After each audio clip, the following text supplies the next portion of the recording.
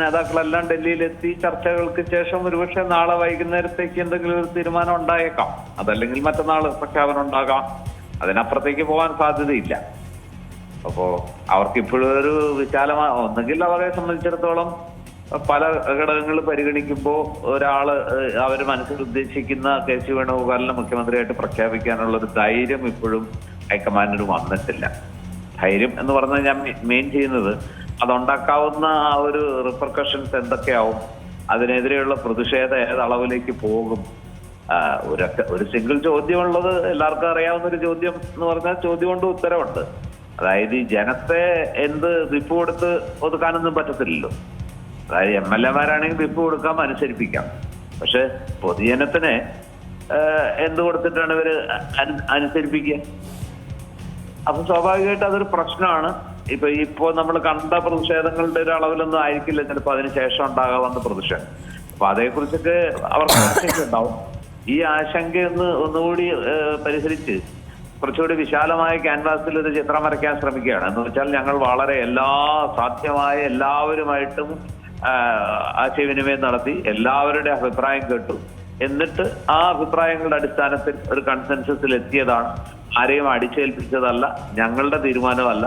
മൊത്തം എല്ലാവരുടെയും അഭിപ്രായം കേട്ടറിഞ്ഞ് മുൻ KPCC അധ്യക്ഷന്മാരുടെ, നിലവിലെ സീനിയർ ക്യാബിനെ അടക്കമുള്ള ആളുകളുടെ, അതുപോലെ തന്നെ വർക്കിംഗ് പ്രസിഡന്റുമാരുടെ, MLA-മാരുടെ, ഘടകകക്ഷികളുടെ എല്ലാ അഭിപ്രായവും കേട്ടതിന് ശേഷം അതിൽ ഏറ്റവും മുൻതൂക്കം കിട്ടിയ ഒരാളെയാണ് പ്രഖ്യാപിക്കുന്നത്.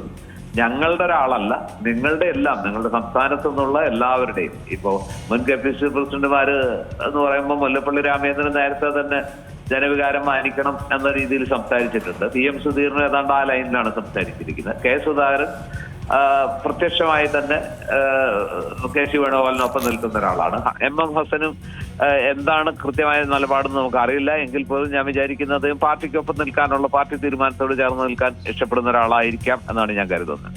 തിരുവഞ്ചൂർ രാധാകൃഷ്ണൻ, അങ്ങനെയൊക്കെയുള്ള ആളുകളെ വിളിക്കുന്നു. എനിക്കിതിലെ ഏറ്റവും പ്രധാനമായിട്ട് തോന്നുന്ന ഒരു കാര്യം, ഇപ്പൊ ഇതിനകത്ത് ഈ വർക്കിംഗ് പ്രസിഡന്റുമാരില് 3 പേരാണല്ലോ.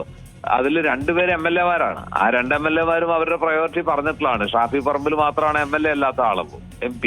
MP-മാരോട് നേരത്തെ തന്നെ അഭിപ്രായം ആരാഞ്ഞിട്ടുണ്ട്. അപ്പൊ പിന്നെ ഇപ്പൊ ഈ 3 വർക്കിംഗ് പ്രസിഡന്റുമാരെ എന്തിനാണ് ഡൽഹിക്ക് വിളിക്കുന്നത്? ആ 3 പേരും ഒറ്റക്കെട്ടായിട്ട് കെ.സി. വേണുഗോപാലിന്റെ പിന്നിൽ അണിനിരക്കും എന്നുള്ളത് തീർച്ചയാണ്. ഞാൻ മനസ്സിലാക്കുന്നത് ഇതിനകത്ത് കേരളത്തിലെ MLA-മാരിൽ ഏറ്റവും കൂടുതൽ സ്വാധീനം ചെലുത്തിയ ഒരാള് ഷാഫി പറമ്പിലാണെന്നാണ് ഞാൻ വിചാരിക്കുന്നത്. അതായത് പണം കൊണ്ടും അതുകൊണ്ടുമൊക്കെ കെ.സി. വേണുഗോപാൽ MLA-മാരുടെ ഒരു എന്താ പറയാ അവരിൽ സ്വാധീനം ചെലുത്തിയെങ്കിൽ, ഷാഫി പറമ്പിൽ പറന്ന് നടന്ന് പ്രചരണം നടത്തി ഒരുപക്ഷെ ഏറ്റവും കൂടുതൽ മണ്ഡലങ്ങളിൽ പറന്നെത്തി പ്രചരണം നടത്തിയ ആള് ഷാഫി പറമ്പിലാണ്.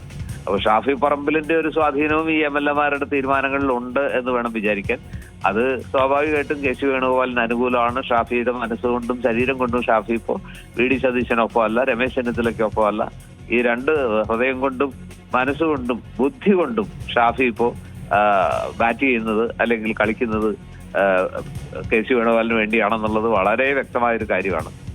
സ്വാഭാവികമായിട്ടും ഇവരെല്ലാരും കൂടുന്നു. അവിടെ നമ്പർ ഗെയിം വരുമ്പോൾ വീണ്ടും ഒരു നമ്പർ ഗെയിം. വിളിച്ച പ്രധാന നേതാക്കളിൽ മഹാഭൂരിപക്ഷവും കെ.സി. വേണുഗോപാലിനെ പിന്തുണച്ചു എന്ന് വരുത്തി തീർക്കാനുള്ള ഒരു തന്ത്രം കൂടിയാണോ എന്ന് സംശയിക്കേണ്ടതുണ്ട്. കേൾക്കുന്നുണ്ടല്ലോ അല്ലെ? ആ ഒരു തന്ത്രം കൂടി ആണോ? അതിനിടയ്ക്ക് ആകപ്പാടെ എന്തെങ്കിലും ഒരു പ്രതീക്ഷ ഉള്ളൊരു ഘടകം, അല്ലെങ്കിൽ കുറച്ചുകൂടി ഇതിനകത്ത് ഈ ഒരു കുറച്ചുകൂടി ഗൗരവമുള്ളൊരു കാര്യമായിട്ട് ഞാൻ കാണുന്നത്, ഇതുവരെ ഈ വിഷയത്തിൽ പ്രിയങ്ക ഗാന്ധി രാഹുൽ ഗാന്ധിയുമായിട്ട് ചർച്ച നടത്തിയിരുന്നതായിട്ട് പുറത്തു വന്നിരുന്നില്ല. ഇന്നിപ്പോ പ്രിയങ്ക ഗാന്ധി രാഹുലുമായിട്ട് ചർച്ച നടത്തിയിട്ടുണ്ട്. പ്രിയങ്ക ഗാന്ധി ഖാർഗെയുമായിട്ട് ചർച്ച നടത്തിയിട്ടുണ്ട്. സ്വാഭാവികമായിട്ടും പ്രിയങ്ക ഗാന്ധി സോണിയാഗാന്ധിയുമായിട്ടും ഈ വിഷയം സംസാരിച്ചിട്ടുണ്ടാകാം എന്നുറപ്പ്. അപ്പൊ അങ്ങനെ വരുമ്പോ തീർച്ചയായിട്ടും ഇതിനകത്ത് പ്രിയങ്ക എന്ത് നിലപാടെടുത്തു എന്നുള്ളത് വളരെ പ്രധാനമാണ്. കാരണം ലീഗിന് ഭയങ്കര സ്വാധീനമുള്ളൊരു മേഖലയിലാണ് പ്രിയങ്കയ്ക്ക് കൂടുതൽ കേരളത്തിലേക്ക് വരുമ്പോഴൊക്കെ പോകേണ്ട വയനാട് മണ്ഡലം എന്ന് പറയുന്നത്, ലോക്സഭാ മണ്ഡലം.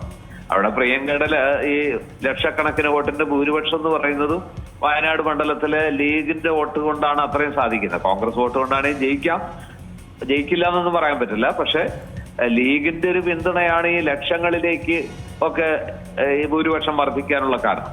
ലീഗ് പ്രഖ്യാപിതമായിട്ടുള്ള ഒരു നിലപാടെടുത്തിട്ടുണ്ട്. അത് വി.ഡി. സതീശനൊപ്പമാണ്. പണിയെടുത്തവന് വേണം പ്രതിഫലം നൽകാൻ, അല്ലെങ്കിൽ ജനവികാരം മാനിക്കണം, ജനവികാരം വി.ഡി. സതീശനൊപ്പമാണെന്നുള്ള ഒരു കൃത്യമായ നിലപാട് ആവർത്തിച്ച് വ്യക്തമാക്കിയിട്ടുണ്ട്. നിരീക്ഷകരോട് പറഞ്ഞിട്ടുണ്ട്, നേതാക്കൾക്കൊക്കെ അറിയുകയും ചെയ്യാം.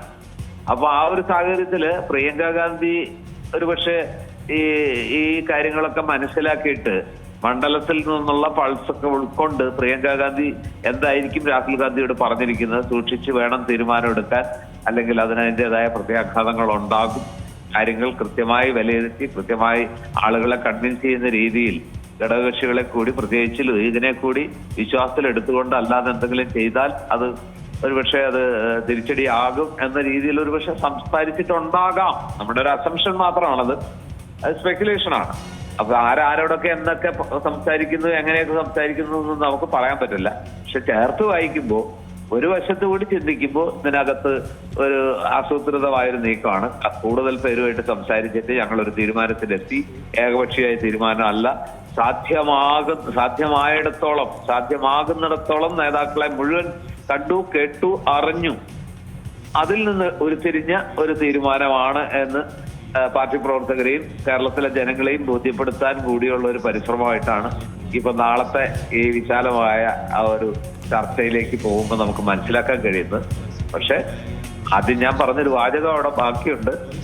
ഈ പറയുന്ന ആളുകൾക്കൊക്കെ പാർട്ടിയിൽ ഭാവി വേണമെന്ന്, പാർട്ടിയിൽ പൊസിഷൻ വേണമെന്നൊക്കെ ആഗ്രഹിക്കുന്നവരാണ്.